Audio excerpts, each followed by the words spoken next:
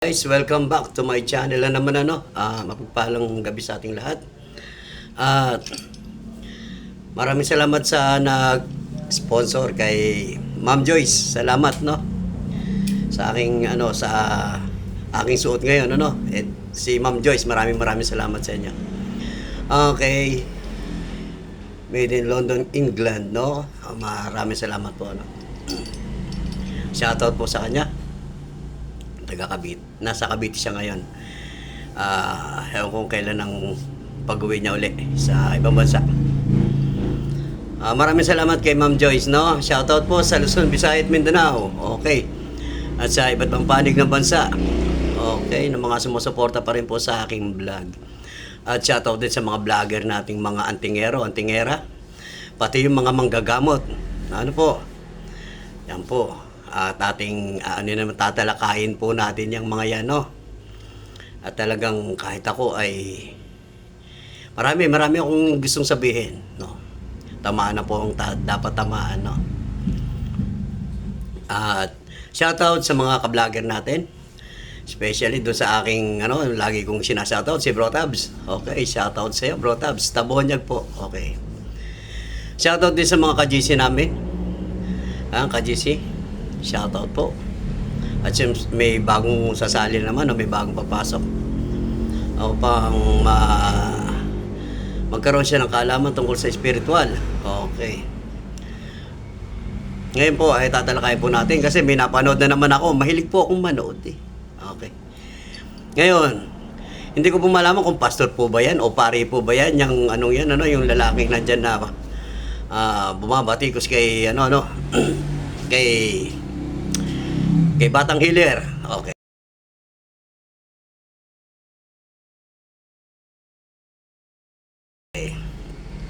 Ganito. Ang inaano niya kasi, ang mga pare, kaya nagko-comment din ako sa mga nila Ko-comment din ako. Bakit hindi nila sinisita o pinupulaan yung mga paring healer, May mga paring healer. Hindi po ba? May mga paring healer May mga nanggagamot, nagpapalakad din ng lumpo. Naki-NJS pa yan, di ba? Napapanood sa TV. Nakilala, sumikat. Ngayon guys, anong sa tingin ninyo? Di po ba, baka sabihin nyo, sa demonyo rin galing, Nakatulad na sinasabi nyo kay Batang Healer o sa mga antingero o mga antingera, Kumot ba nakapagpapagaling, galing na sa demonyo ang kaalaman nila? Hindi po ganun. Mali po yan. Paano yung mga paring nagpapagaling? Kaya nga pinopost ko dun sa Facebook, yung mga paring nagpapagaling Yung mga manggagamot na pari. Hindi po ba? Ano tawag nyo doon? O yung sinasabi nyong gahom-gahom na yan. Isipin nyo, ibig sabihin, kayo lang ba ang anak ng Diyos? Di ba? Kasi ganito yan magkaiba yung aral kaysa dun sa yung aral iba yung aral kaysa dun sa ipinagkaloob, Halimbawa yung bata na yan, yan si Batang Healer na yan. Pinagkalooban talaga ng Diyos na manggamot siya. Hindi na naman niya kagustuhan yan Kita nyo, nagulat siya sa daming pumunta sa kanya. Kaloob ng Diyos tawag dyan. Hindi naman talaga totally inaral yan O, di ba? Kung nyo yung sinasabi nyo, kumikita ng gantong halaga kay pare-pares lang naman tayong kumikita at kailangan tayong kumita. Pare-pares lang tayo. Huwag na tayong Ako hindi man nagpapabayad pero doon sa gamit din ako bumabase. Kailangan ko magbenta ng gamit ko. O kung ano man yung pangontra, Kasi kailangan Kailangan. Para meron kami pambiling pagkain, 'di ba? Yung sa gamot okay lang kung may magbayad, hindi, 'di ba? May magbayad, may mag-donation o wala. Yung walang-wala, hindi naman namin pwedeng pilitin, 'di ba? Ngayon, huwag niyo silipin yung mga ganung bagay. Kung kayo nga ano bang inaano nyo? May ano din naman kayo, may healing oil din kayo, may healing water kayo. Binibenta, may rosaryo pang minsan May Biblia pang mga malilit, libreta, mga binibenta yan dyan sa inyo Ako sa totoo lang, Katoliko ako. Kaya alam ko, simula pa pagkabata ko. Kung anong mga kinaugalian mula pagkabata ko. Kasi Katoliko ako O saan ba ako, bininyagan ako. Diba? Kinumpilan ako. Diba? Yun nga lang, hindi pa ako kasal. At hindi pa rin ako patay. Diba? Kung naglilingkod kayo sa Diyos, oo, ginagamit nyo yung salita ng Diyos. Ganon din kami, ginagamit din namin yung salita ng Diyos.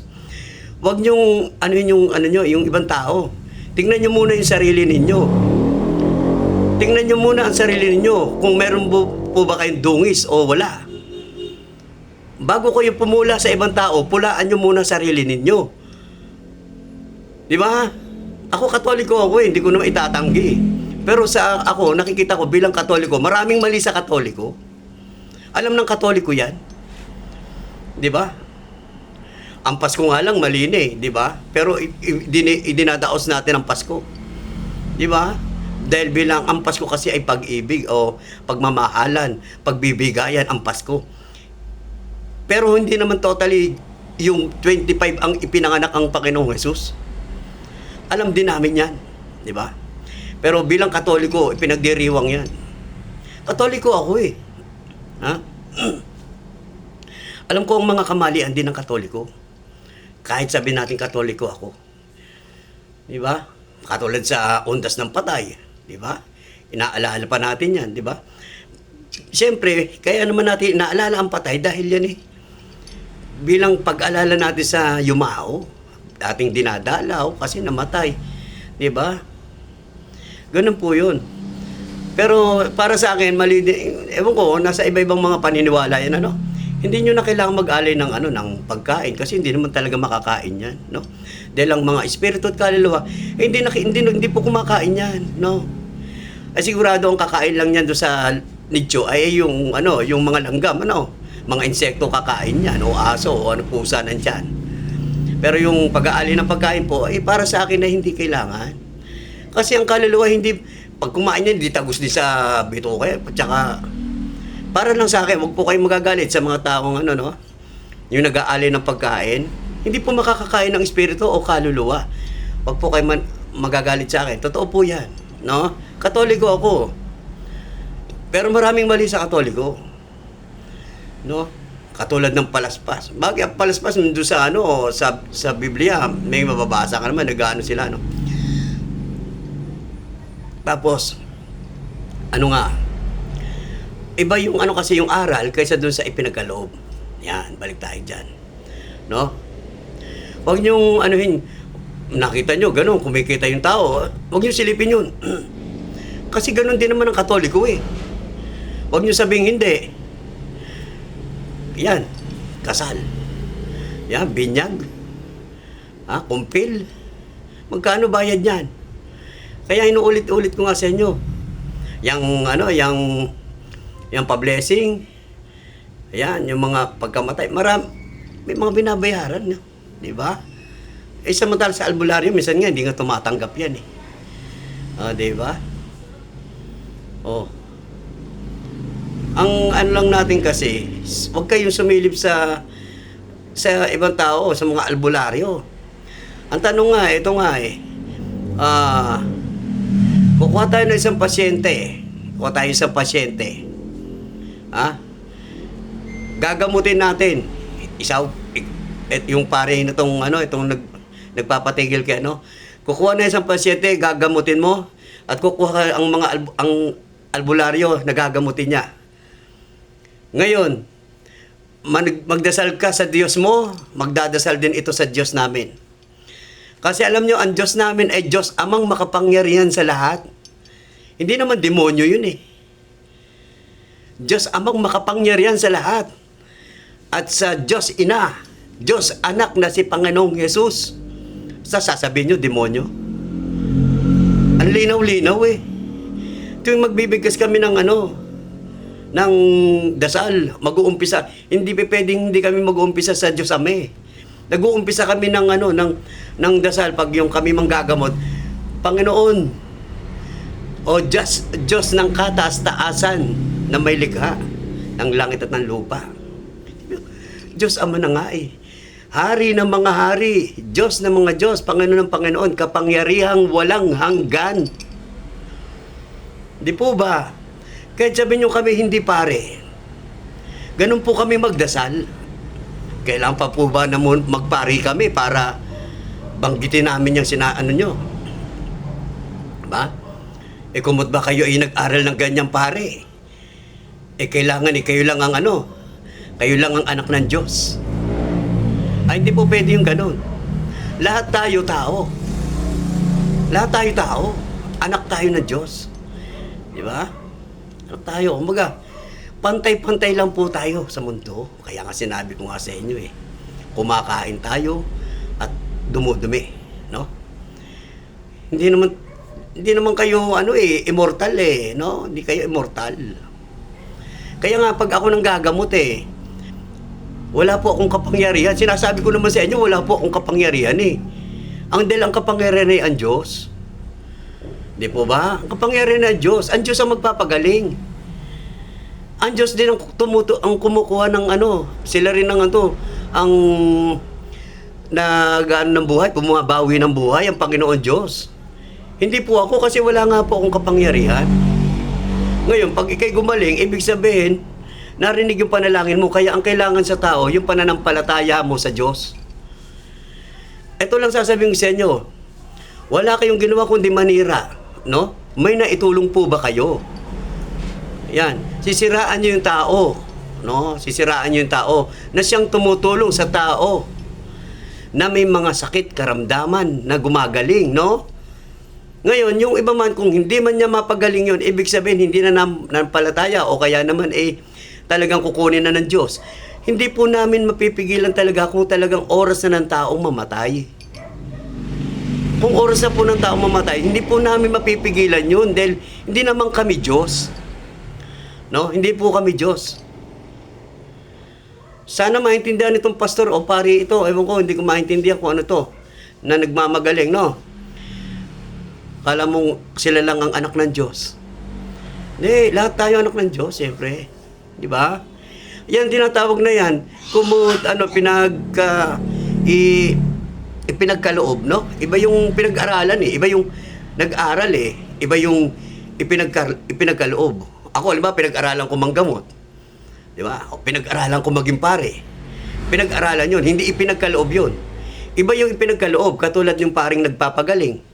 Ipinagkaloob sa kanya manggamot siya. Pinagkaloob yun doon sa pare. Kaya ipinopost ko doon sa Facebook na bakit etong mga paring to, nagpapagaling to, nanggagamot tong mga ito, iba't ibang pari pa yun ipinopost ko. Bakit hindi nyo silipin yun? Ba't hindi nyo silipin yung mga paring nagpapagaling, yung nanggagamot na pari ninyo? Sasabihin nyo, sa demonyo galing yon? Sasabihin nyo sa Diyos, di ba? Kaya nga, ang gusto nyo mangyari, kayo lang ang kayo lang ang sikat. Di ba? Hindi naman gano'n ang ng Diyos Kasi lahat tayo anak ng Diyos Di ba? Lahat tayo anak ng Diyos. Napili yung tao na yon, napili. Ibig sabihin, ipinagkaloob sa kanya yung anong yun, kaalamang yun o kapangyarihang yun. Pinagkaloob ng Diyos. Kaloob yun kaloob. Hindi naman niya talaga kagustuhan, nagugulat nga siya, ang daming taong dumadagsa. Di ba? Ang gusto lang naman ni Batang Healer makatulong sa mga yung may mga kapansanan o may sakit o may kulam, may barang na hindi kayang magamot ng doktor. Ngayon, pag yung mga malala at sobra na talaga ang minsan nga nakukuha niya pang pagalingin Pero yung talaga ako, pag may mga cancer, mahirap na pong pagalingin ang may cancer. Lalo pag stage 4 na. Sana maintindihan nyo to, no? Huwag yung ang galing nyo lang sa daldal no? Magaling lang kasi ito sagad sa ganyan. Huwag niyong ang akala niyo kung sino kayong napakagaling sa Biblia, no? Hindi ganoon, mali. O sige. Kaya nga, kung yung aral mo ng Biblia na yan, kasi kami pinag-aralan din namin ng Biblia. Kami nag-aaral din kami ng Biblia eh. Nagbabasa rin kami ng Biblia. Kaya wag nyo kami sasabihan na yung sa kulto, sa demonyo, sa amin. Hindi. Nagkakamali kayo. Dalawang klase yan, kaya sinasabi nyo merong mga taong yung sa kaliwa eh. Kasi meron dyan kaliwat kanan, no? Kaliwat kanan. Kaya nga sabi ko, ako kanan lang. Well, hindi ako gumagamit ng kaliwa.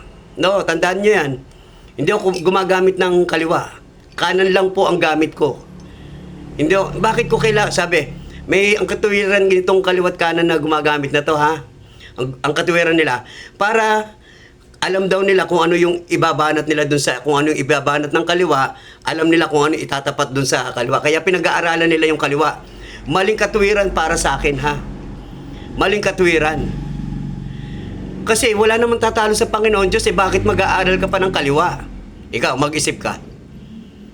Ba't kailangan mo pa mag-aaral ng kaliwa? Eh wala namang tatalo sa Panginoon Diyos.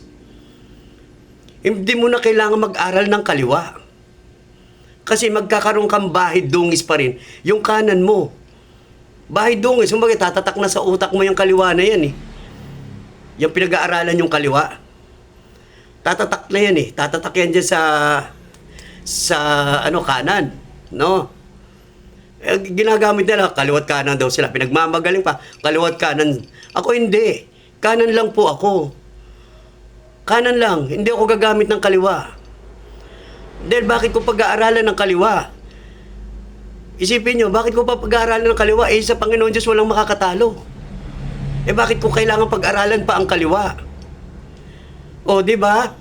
Hindi na, kahit ano pa ilaban ng kaliwa dyan, eh, ang Panginoon Diyos ang kalaban. O, bakit ko pa pag-aaralan ng kaliwa? Para maalam daw kung anong ibabanat ng kaliwa, para kailangan aralin nyo sa kaliwa. O, hindi ako tanga, hindi ako mangmang.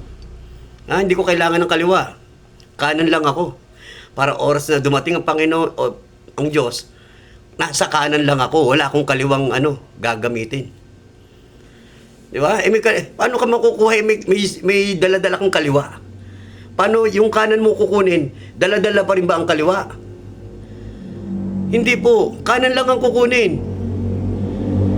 Paano mo ngayon mabibitawan yan? Ayaw mong bitawan ng kaliwa. Paano ka makukuha? Mas mabigat yung kaliwa. Hindi timbang. Kung kanan ka lang, pag kinuha ka, kanan ka lang. Ngayon, paano ka makukuha? May kaliwa ka, may nakasabit na, kaliwa. Kung kanan kukunin sa'yo, nakasabit na sa'yo yung kaliwa. Inaral mo na, nakadikit na yun dyan sa'yo. Di po ba? Ngayon, guys, hindi katuwiran nyo na yung kailangan aralin yung kaliwa. Kaya ako sinasabi sa inyo, kanan lang, no? Kahit anong mangyari. May nagtuturo sa akin kaliwa. Kahit anong mangyari, hindi ako gagamit ng kaliwa. Ayoko manakit ng tao. Yan. Kasi ang pagkaliwat kanan, pwede siyang manakit, pwede siyang manggamot. Yun ang katuwiran nila. Pwede silang gumante, pwede silang gumamot. Yan. Para sa akin, mali. No? Mali, para sa akin. Hindi ko kailangan gumante. Hindi ko kailangan yung makipag-anuhan pa. Manggagamot lang ako, manggagamot. No? Kaya yung mga naninira dyan, tandaan ninyo, hindi gumot kami mga ordinaryong tao laang binayayaan, biyaya pinagkalooban ng Diyos, hindi inaral, pinagkalooban ng Diyos, pinipili isa-isa ang mga manggagamot albularyo. Noon, saan yung makatatagpuan ng albularyo? Nasa bundok lang. Nag-iilan-ilang piraso lang mga sumisikat, no? Nag-iilan-ilang sumisikat lang. Ngayon, hindi, dagsana. Dahil ipinalangin ko yun Panalangin ko, Panginoon, kung gaano karami ang mga mangkukulam, padamihin nyo rin ang mga manggagamot. Ngayon, dumami na. Halos kabataan, halos yung mas dumami na. No? Tumitimbang na ngayon yan, yung mangkukulam tsaka yung mga albularyo. Kasi kung pare lang, di rin man halos na ng pare yan. Di po ba? Kaya nga sabi sa inyo, huwag niyong silipin yung mga albularyo. Huwag niyong isipin yung iniisip niyo, hindi niyo muna iniisip yung sarili ninyo eh. Na mayroong ibabalik na bato. Ibig sabihin, bumabato kayo, hindi niyo alam bumabalik sa inyo.